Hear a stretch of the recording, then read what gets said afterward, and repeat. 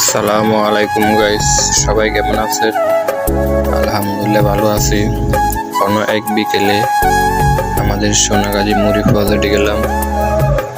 আকাশটা অনেক সুন্দর দেখতে, তাই একটা ভিডিও করলাম। সবাই কেমন হয়েছে এই ভিডিওটা জানাবেন।